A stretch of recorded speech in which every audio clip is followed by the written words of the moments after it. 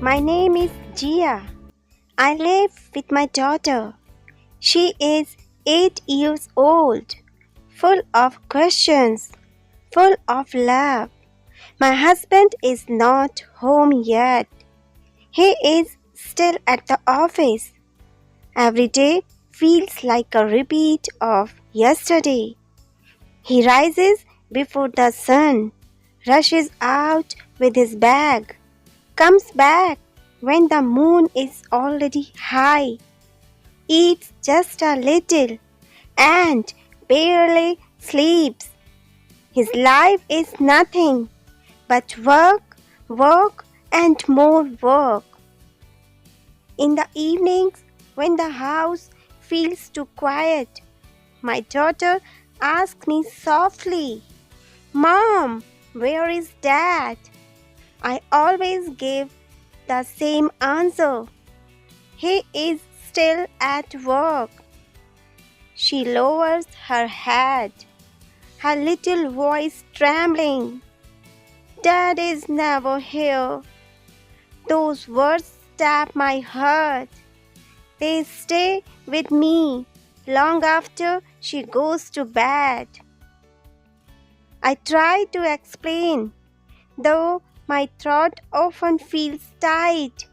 I say, "Your father is doing this for us. He wants to give us comfort, a good life." But she never smiles at that.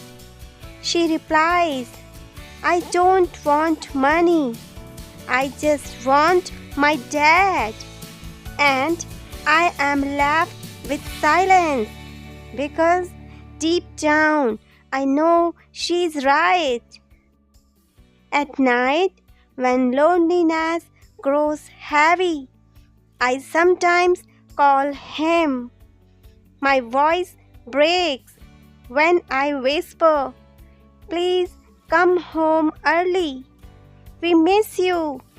His reply is always the same, cold and tired. "I can't. Meetings, deadlines, this is for us." But I wonder secretly, is it really for us? Or is he running away from us? I remember the early days of our marriage. We ate together. We laughed loudly. We made dreams about our future. Now, those dreams feel like broken pictures. We live under the same roof, but it feels like we are strangers crossing paths. My daughter is growing quickly. Soon she will be a teenager. Soon she will stop asking for him.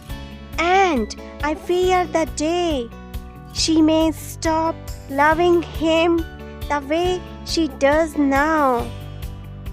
One night he returns late, shoulders heavy, face pale. He drops his bag, sits on the couch, and opens his laptop again. I gathers my courage. My heart beats fast. I stand near him and say gently, "Please, just for tonight, stop working. Look at your daughter. She needs you." He doesn't even raises his eyes. He mutters, "I'm doing for her, for you, for all of us." I feel anger rise in me. I say firmly, "No, you are not doing it for us. You are losing us." He stops typing, shocked, his tone sharp. "How can you say that? I spent all my days for this family." I shake my head, tears burning my eyes. "You are here in body, but not in heart." Do you know what she says every evening? She says, "Dad is never here." Do you know how much that hurts? At that moment, our daughter walks in with a book. She asks softly, "Dad, can you read with me tonight?" He rubs his face, exhausted. "Not now. I am tired." Her face falls. She whispers, "You are always tired." She walks back to her room and shuts the door. The sound of that door feels like a knife cutting through my chest. I turn to him and whisper, "Did you hear her? She doesn't ask for toys. She does not ask for money. She only asks for you. And again, you say no." He answers weakly, "I will read tomorrow." I shake my head. And what if tomorrow is too late? The room turns into ice. Silence sits between us. He stares at the floor. My chest feels heavy. I know this is the beginning of a storm. If nothing changes, our family will break apart. The next morning at breakfast, my daughter pushes her food with a spoon. She whispers, "Dad is gone again." I nod quietly, trying to smile. "He will be home later." But she shakes her head. Later is always too late. Her words cut me like a blade. That evening, when he returns, I beg again, "Please sit with us, eat with us, just talk with us for 10 minutes." He shakes his head. "I can't. A client is waiting." Our daughter stands, eyes filled with hurt. She says loudly, "Dan, I don't want to wait for you anymore." She slams her door shut. He looks at me angrily. She does not understand my sacrifice. I shout back, "No, you do not understand her hurt." For a moment, his face hardens. "Do you want me to lose my job? Do you want us to lose this house, our bills, our future?" I cry out, "I want my daughter to have a father. I want her to feel love, not emptiness." That night, something happens. On the kitchen table, we find a note in her handwriting. "Dad, you are always busy. Maybe you don't love me." I hand it to him. His fingers tremble. His face pales for the first time.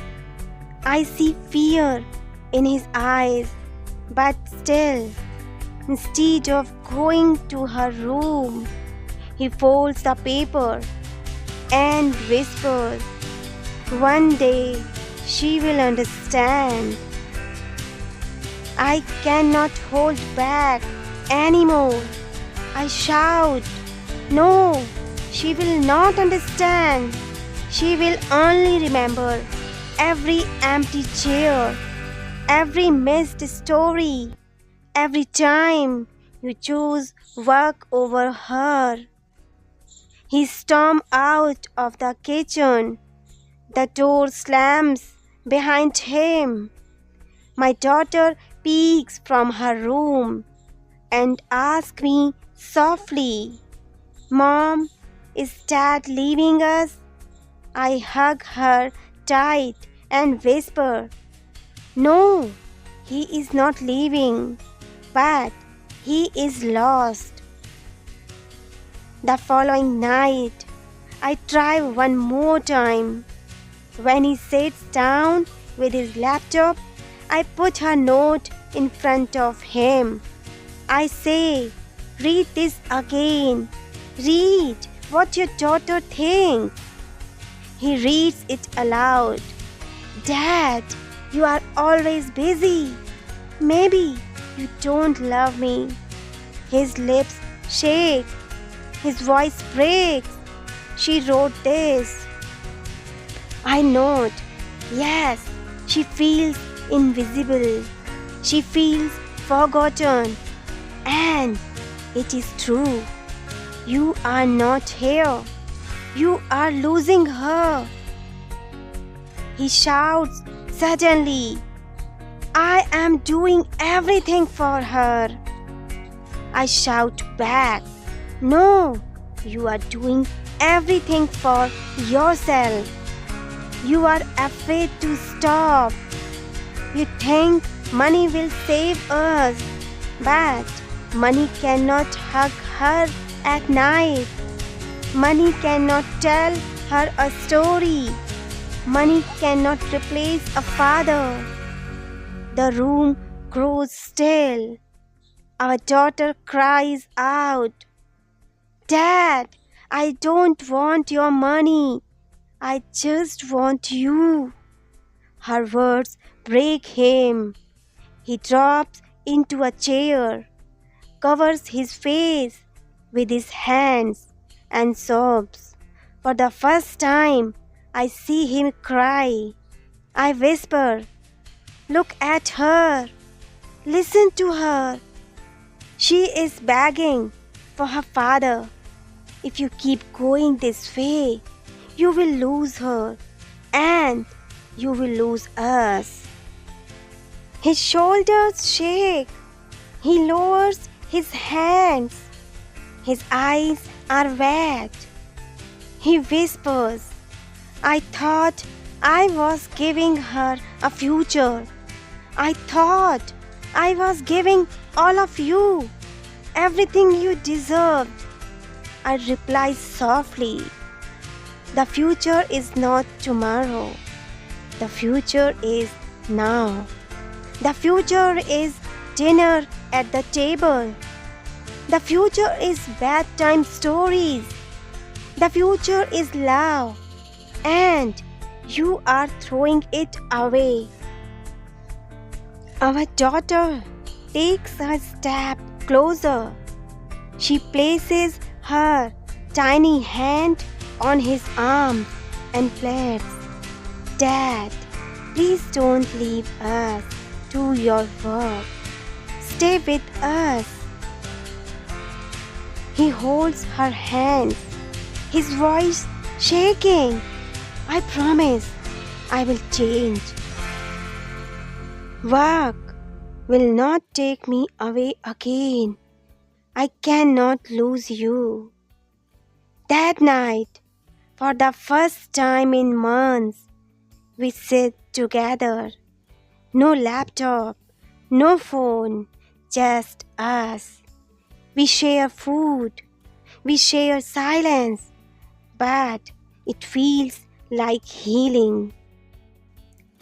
The next morning, he wakes early, not for work, but to make breakfast. He smiles at our daughter and says, "Today I will walk you to school." She laughs in surprise. "Really?" He nods. "Yes, because my family is my first duty." As they leave together, I feel something heavy lifted from my heart. Maybe we almost lost everything, but now we have another chance. And in that moment, I realized jobs can come back, money can return, but the time we lose with the people we love never returns. So, I ask you, listening to my story, what is more valuable, money or the time you give to your loved ones? Because in the end, your children won't remember the cost of the toy you bought, but they will remember the evenings you read to them, the dinner you shared, the moments you were present.